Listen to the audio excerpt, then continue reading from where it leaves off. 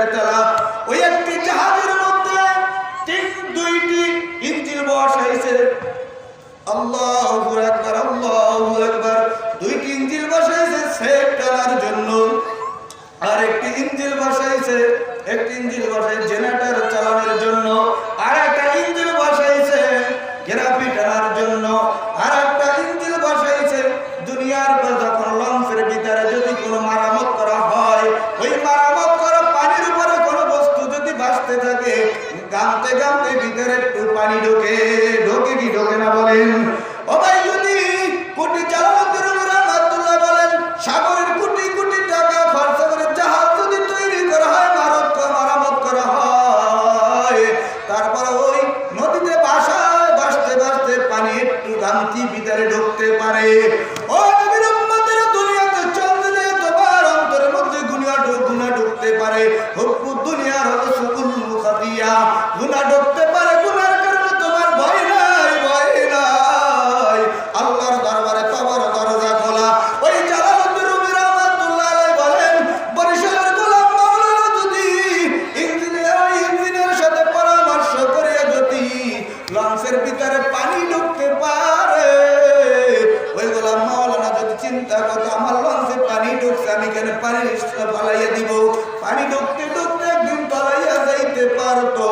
ইঞ্জিনের সাথে পরামর্শ করার পর ইঞ্জিনিয়ার বুদ্ধি দিল, ভাই আপনার জাহাজের ভিতরে পানি উঠবে, কোনো দুঃখ না, পানি আমি একটা সিস্টেম করে দিই, আপনার চিন্তার কারণ নাই। জাহাজ তলাইয়া যাবে না, পদ্মা নদীতে কীর্তনখোলা নদীতে তলাইয়া যাবে না। ভাই কি বুদ্ধি বলেন, আমি একটা পরামর্শ দিই। ও ভাই যান, পানি উঠতে পারে, আপনি একটা স্যালো মেশিনের ব্যবস্থা করে রাখেন।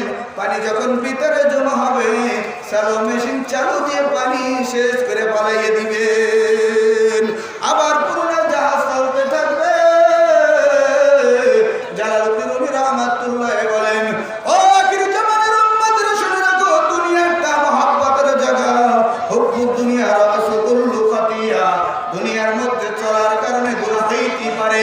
ওই গোলাম মাওলানা যদি লঞ্চের পানি ফালাইয়া দেওয়ার জন্য মেশিন ব্যবহার করতে পারে, আল্লাহ নবী বলেন আমার উম্মত দুনিয়া চলার কারণে গুনাহ হইতে পারে, আমার ভয় লাগে আমার উম্মত জাহান্নামে চলে যাবে। আল্লাহ, আমার উম্মত জাহান্নামে চলে যাবে, আমি কি করব? আমাকে পরামর্শ দাও।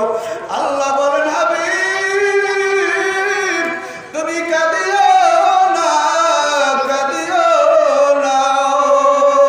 তোমার উম্মত যখন আমাকে সিজদা দিয়া ওই গভীর রজনীতে, জালালউদ্দিন রুমি রাহমাতুল্লাহ আলাইহি বলেন, গভীর রজনীতে যখন তাহাজ্জুদ করিয়া আল্লাহর দরবারে দুই হাত জাগায় আল্লাহর দরবারে কাঁদিল, আল্লাহ আমি জীবনে বহু গুনাহ করেছি, অপরাধ করেছি। ওই যখন চোখের পানি ছাড়িয়ে দিয়ে আল্লাহর দরবারে কাঁদিতে থাকলে, চোখের পানি যখন যখন পড়তে থাকবে, আল্লাহ রাব্বুল আলামিন কুদরতে হাত বাড়িয়ে চোখের পানি মুছিয়া দিবে, আর বলিবে বান্দা যা তোর তামাম জিন্দেগির গুনাহ সেগুলো ক্ষমা করে দিলাম। আবু হুরায়রা রাদিয়াল্লাহু তাআলা আনহু বলেন, হাদিসে কুরসির মধ্যে আল্লাহর নবী ইরশাদ করেন, আল্লাহ পাক ফরমান, আদরের সন্তান 2 বছর বা 1 বছর বয়স, ওই সন্তান প্রস্রাব করে অথবা টয়লেট করে, ময়লা করে, নষ্ট করে রয়েছে, বিছনা নষ্ট করেছে, ঠান্ডায় সন্তান কাঁদতে আসিতে, কান্নার পর মা বলে, মা কাজ করিতে আসে, মাকে ধমক দেয়, শাশুড়ি ধমক দেয়, শ্বশুরে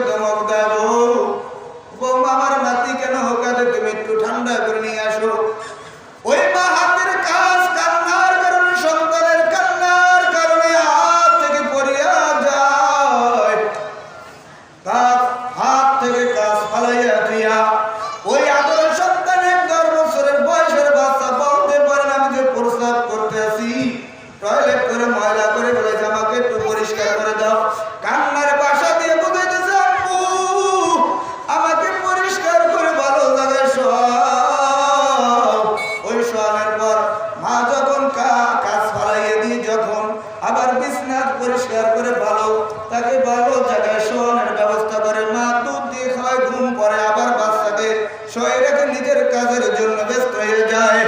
আল্লাহ বলেন বান্দা তোকে তোর মা 10 মাস 10 দিন পেটে বোঝা পাওয়ার কারণে যদি ওই ময়লা অবস্থায় তোর মা তোকে আগুনে ফেলায় নাই, শয়তানের হাতে সুবর্দ করে নাই, আগুনও ফেলায় নাই, তোকে মারে নাই, তোর মা যদি অন্তরে এত দয়া হইতে পারে, মায়া হইতে পারে, তাকে দোয়াইয়া পোষাইয়া বান্দা তোর মা যদি আবার ঘুম পড়ে নিজের কাজে ব্যস্ত হইতে পারে, বান্দা আমি বান্দা তোকে নিজ হাতে বানাইছি।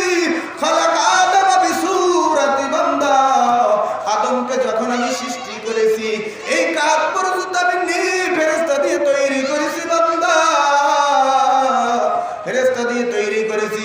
যখন কাজ বরাবর তৈরি হয়ে গেছে আমি ফেরেশতাদেরকে বলি খামোশ খামোশ খামোশ, আমি বান্দা তোকে এই চেহারা এই মাথাটা আমি নিজ হাতে তৈরি করেছি, বান্দা এত সুন্দর মায়া করে দয়া করে বানাইছি, বান্দা তোরে জাহান্নামে ফেলানোর জন্য না, শয়তানের হাতে সবরদা করার জন্য না, বান্দা তোর মা থেকে আমার কোটি গুণ মায়া বেশি, দয়া বেশি।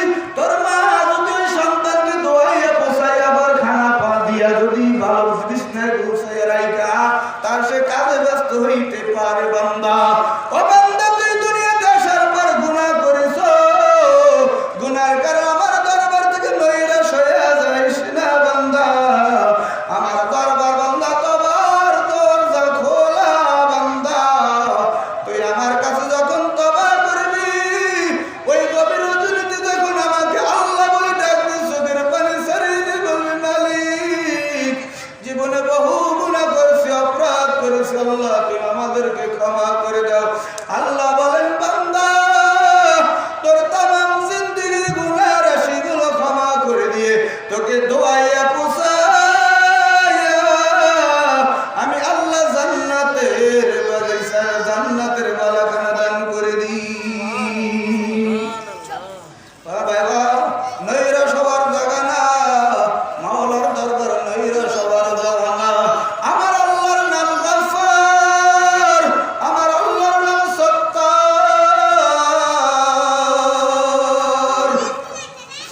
ইমাম গাযালী রাহমাতুল্লাহ আলাইহি বলেন আমার যুগে একটা লোক এমন কোন গুনাহ নাই জিন্দেগিতে করে নাই, ওনার সাথী বর্গ সবাই চলে গেছে, একসাথে যাদের সাথে লেখাপড়া করেছে, একসাথে যাদের সাথে চলছে, এমন কোন বাটপার নাই সিটার নেই উনি জিন্দেগিতে করে নাই। রাস্তা থেকে যখন আসতো ছোট ছোট বাচ্চারা বলতো আল্লাহর দুশমন যায় দুশমন যায়।